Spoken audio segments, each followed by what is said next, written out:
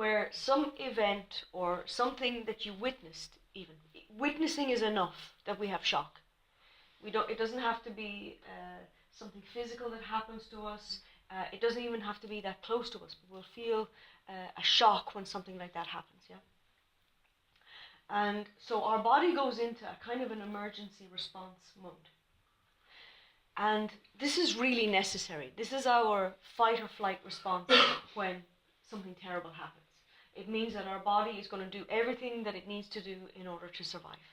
So it means that it will fight, it will run, it will whatever, so that we survive, and so that we survive the trauma of what's happened, not just the physical of what happens. Yeah? So the natural reset of that is when the event is over and we realize that we're safe and our breathing goes back to normal, our heartbeat goes back to normal, everything like that goes back to normal. Our whole body then starts to reset and go back to normal also. But sometimes what can happen, if it's something very shocking or very frightening, we can stay in that. It's like all the alarms are going off. You know, like when your house alarm is going off. It's like that feeling in your body where everything is still on that super alert, high adrenaline kind of mode, where it's very difficult to sleep. You won't even feel like eating, stuff like this. And that can actually prolong. I've seen this prolong in people even for years after something very traumatic happens. It's like the state of kind of heightened alert, which can manifest as being kind of a little bit restless, edgy, jumpy kind of presentation in somebody. So it can be months and years after something traumatic happened, but the body is still switched on as if it was only a few minutes ago. And that's the kind of stuff that can lead to, we can burn out our adrenal glands, we can, it can result in things like chronic fatigue and things like that over a very, very long amount of time. Yeah. And resetting it is actually quite straightforward and quite easy to do. Yeah. So I'll do this with you. I'll do it with all of you. Yes, no harm. It's part of anybody with medical background will probably be able to speak a bit better about this than me, but it's part of the our vagus nerve. So it's one of the largest nerves in our nervous system. Yeah, runs from the brain through all our major organs, even into our digestion. Okay, and this is the nerve that's a bit like the wiring in your house alarm. So something happens, some intrusion, some trauma happens, and this nerve kicks off. It sends the signal to all the organs to go into emergency mode, and so that we can respond to whatever traumatic situations happened. Yeah. So basically, it's like all the blood goes to the different organs. Everything goes into that hyped up mode. Yeah. And to reset it. So sometimes I will reset this in a healing session, and I tend to focus on it at the back of the head. So you're starting at the point in the brain, and resetting the whole system the whole way down. And it's very interesting to watch. So without me saying any words to the person about what I'm doing, and I'll just be talking silently in my mind, just the commands into the vagus nerve. And as soon as the whole system resets, the person will naturally take a full breath. They'll just be like this. And then at a certain point, be like, and that's how I know it's complete. So without me prompting by words, the whole body will take a full breath, and that's kind of the relaxing and the expansion of it. I recognize it by how my body feels. So if I feel safe somewhere, my body will relax. If I'm somewhere that on the surface of it will seem like a safe place, but my body's not relaxing in there, I know that there's something. And it might just be a negative energy. It doesn't necessarily mean a major incident is going to happen. It might just be, this is not a good idea for me to be here. So first chakra is a really good indication of how we're feeling somewhere. So first chakra, we will feel that in kind of pelvic floor muscles area. These are the muscles that you use when you pee. So when first chakra is nice and balanced and relaxed, these muscles will be balanced and relaxed. Otherwise, we'll have a pulling up kind of a feeling from first chakra. It will feel very clenched. And when first chakra feels like that, it means that we don't have any roots any energetic roots going into the ground. And that will feel a little bit unstable, or we'll feel a little bit insecure or a little bit fearful. We can also feel a little bit irritated, and we can worry about things. We can have a lot of irrational fears. So we might be worrying about not having enough money, not getting to where we're going on time. Everything can start to be very fear-based when we're not feeling totally safe in our energy. So when we're grounded is a really good measure of how safe we feel somewhere. Just being able to relax. Sometimes when a situation is new, we'll be on a little bit higher alert. So you might have started a new job, or a new relationship, or new whatever it is, living in a new place, and we're not fully relaxed yet. You know how sleeping in a different place, you might not sleep so well the first couple of nights. It takes a little while before your energy starts to recognize, yeah, this is okay. I can relax here. I can feel grounded here. Same, let's say if we start a new job or new relationship, something like that. We can have the same kind of feeling of just being on alert. As we start to get to know our bearings in that, we can relax. All that is at first chakra. Anybody any questions?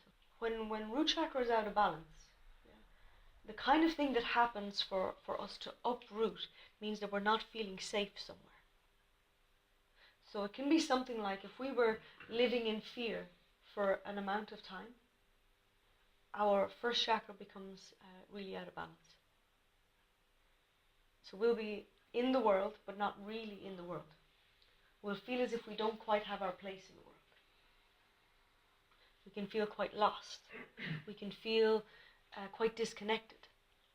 It's like we can see everything. We know that everything is there, but we won't have that feeling of being connected and being part of it all. Yeah. Do you ever have that feeling, you're in a group of people, and you know all the people, but you feel kind of lonely, just not really connected, not really fully able to be there? That can be first chakra. Maybe other chakras also, but that can be first chakra. I find that if I fly long distance, my first chakra goes out of balance. I have to really focus on landing and grounding where I am. Same thing can happen moving country, like you guys. When you move country, you're taking up your roots from your homeland, and you're going to a whole new place, and you have to find where your roots go there. Yeah. And that can take time. Certainly doesn't happen overnight. Same can happen moving house. We're uprooting, and then we're finding our new place where we put down our roots, so that we can start to feel safe again. So it's a very clever system when you think about it. That when we need to get our body out of somewhere, our energy will literally uproot. And then when we feel safe, when we've arrived somewhere new, we're free to put those roots down.